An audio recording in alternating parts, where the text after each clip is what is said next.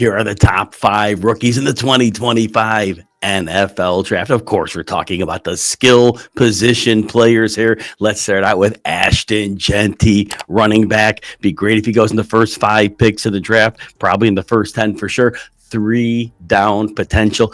Last year in college, we saw it 2,601 yards, 7 yards per carry, 29 touchdowns, led the nation in rushing yards and touchdowns. Jeanty's 5'9", 211. He has good size to play on those 3 downs. He has incredibly quick feet. And the beauty of him is that he has like different moves he uses to shake defenders. It's incredible to see him create not just the ability to make the first tackler miss, but then to set up the second and third level defenders. What a special runner coming into the NFL. The vision that allows that is definitely something that makes him a special player. And again, as a receiver, definitely has skills in the receiving game. It is possible that a team with a really good receiving back moves him off the field a bit. But look, if a team is drafting him, you hope they get to use him regularly. And whether he's a runner or a receiver, that change of direction ability is elite. Yes, he's a running back that you could build a team around. And I'm excited to see Ashton Jeanty in the National Football League. Number 2, let's go to Travis Hunter. I know he may be a cornerback. He may be a wide receiver. And we really don't know how he is going to project out in the NFL. But look, as a wide receiver, yes, he has a little development to do. He spent a lot of time playing corner in college. Nuances of the game at receiver might not be immediately there, but it won't take Travis Hunter long. Look, he put up 1,258 yards, 15 touchdowns playing in college last year. In the NFL, he projects to be a Z receiver, which means he's a little off the line of scrimmage, doesn't take on the immediate contact. He's schemed open, 6'1", 188 size. He's not a big receiver, but definitely one that could play that Z receiver role, a secondary role. Doesn't mean you can't get a lot of targets. The athleticism is insane. Obviously, when you play cornerback at that same level, and then, of course, a receiver, just making defenders look silly on a regular basis. When the ball's in the air, those exceptional hands and ball skills are there. Highlight reel catches. Those are things that we know will translate to the next level. And even though he needs polish as a player as he develops, the route running basics are there. He creates separation. The footwork is precise, and he's definitely a player that has a great base to build on.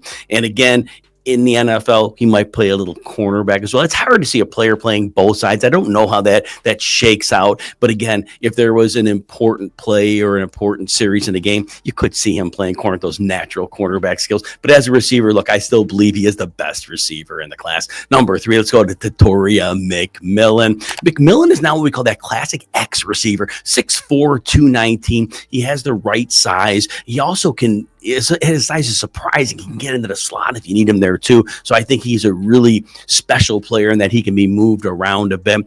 He had one crazy game in college to tell you about, the 304 yards, 4 touchdowns on 10 catches playing against New Mexico. What a wild game. And I know that doesn't really translate to the NFL, but it is a really fun fact to see how dominant this young man can be. Size and length are ideal for an NFL number 1 receiver. And look, in today's NFL, we know that there's a lot of zone, and we always put a premium on getting open in the middle of the field. But Tetairoa McMillan, we need those number 1 receivers that can just win on an important down and also win when there's a tough corner on him. And McMillan projects to be just that player.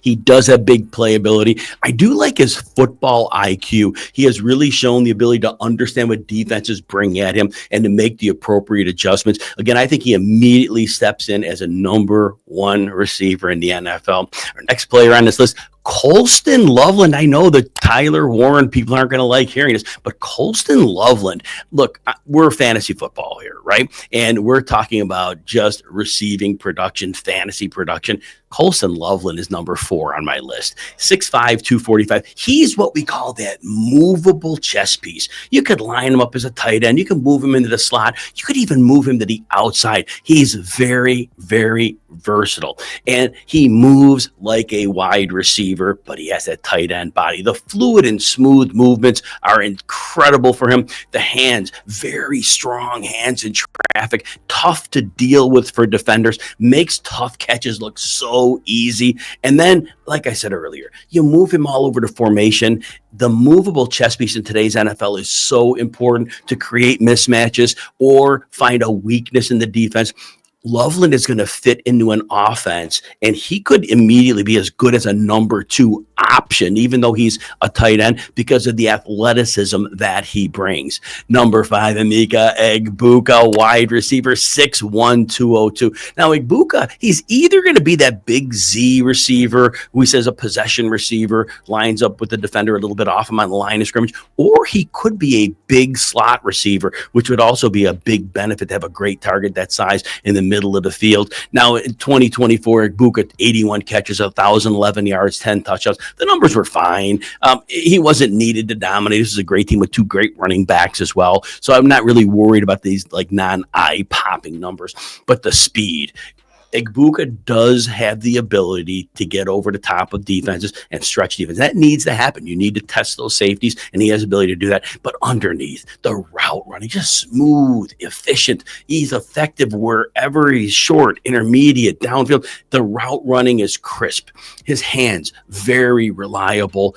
You know that he can get tough catches in traffic, and then after the catch, he has shown to be very, very difficult, very tough to bring down, but he also has quick acceleration, which helps us a lot. So those are the top 5 rookies heading into the 2025 NFL draft.